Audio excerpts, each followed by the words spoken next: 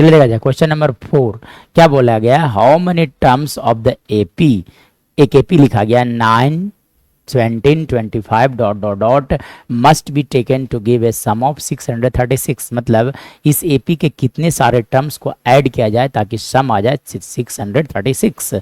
चलो तो मैं मान लेता हूं कि n टर्म्स को ऐड किया जा रहा है, मतलब एस का जो वैल्यू है दैट इज गिवन 636। उससे पहले देखो इस एपी का फर्स्ट टर्म 9 है, कॉमन डिफरेंस डी का जो वैल्यू होगा that will equal to 17 minus 9 यानी कि 8 लिखा जा सकता है। नाउ अब sum of n term of an AP का फॉर्मूला हम लोग जानते हैं कि लिखा जाता है n by 2 into 2a plus n minus 1 into d का वैल्यू आप समझ सकते हो 336।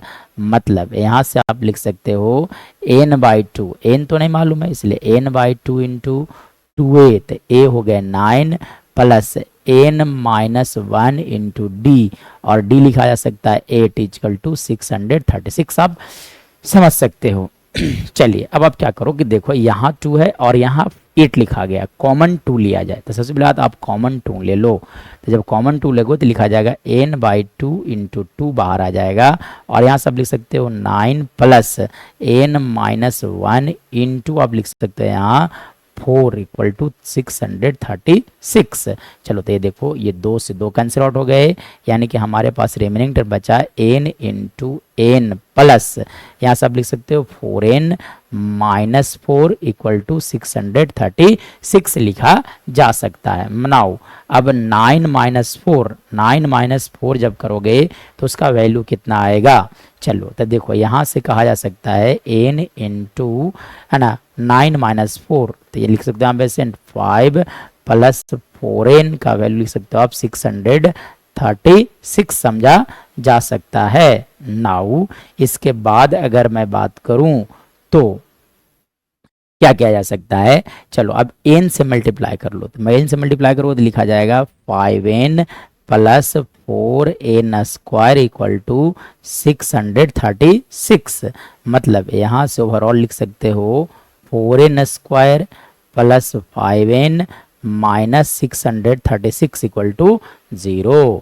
चलो अब एक ऐसा टर्म बनाना होता है जो कि फर्स्ट इंटू लास्ट करने पर, यानी कि फर्स्ट इंटू लास्ट मतलब 4 इंटू 636 मल्टीप्लाई नहीं करना है, एक ऐसा पेयर बनाना है जिसे ऐड या तो सब्ट्रैक्ट करने के बाद आ जाए आपका आ जाना चाहिए कितना 5 आ जाना चाहिए। सो कैसे ऐसा संभव है, तो आप समझ सकते हो 4 को आप 636 को सिर्फ फैक्टराइज आप कर लो, तो 2 से लगाया जाए, तो 2 से जब लगाओगे तो कितना लिखा जा सकता है 3, और यहाँ से लिख सकते हो आप 18। चलिए उसके बाद देखा जाए 2 से फिर से लगाया जाए, तब आप लिख सकते हो यहाँ से 15 9, फिर देखो 3 से लगाया जाए यानी कि 5, और यहाँ से लिखा जा सकता है 3। चलिए अब देखो अब ये जो है वो किसी और नेक्स्ट से नहीं कटने वाले हैं, यानी कि ओवरऑल बात किया जाएगा तो इस 4 को आप लिख सकते हो 2 into 2 into 2 into 2 into 3 into आप समझ सकते हो 53।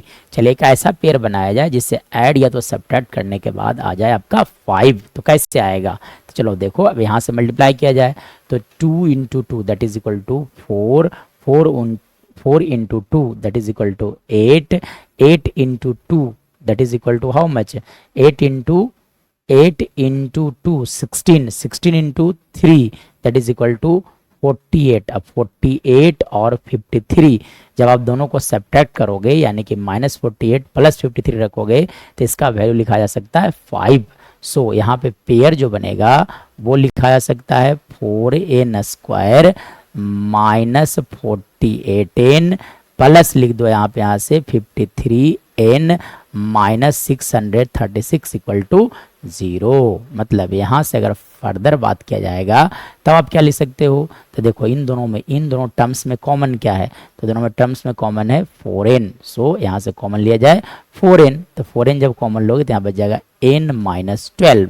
चलिए अब इन दोनों में कॉमन क्या है, तो देखो इन दोनों में कॉमन क्या है, तो 636 दो यहाँ से ये फैक्टराइज किया जाएगा 636 को, तो दोनों में कॉमन क्या है 53, क्या कॉमन है 53, यानी कि यहाँ से कॉमन ले लो आप 53 इंटू लिखे जाएंगे n माइनस 12 इक्वल टू 0। मतलब यहाँ से ओवरऑल अगर बात किया जाएगा तब आप क्या कर सकते हो, चलिए, यानी कि यहाँ से लिखा जा सकता है n-12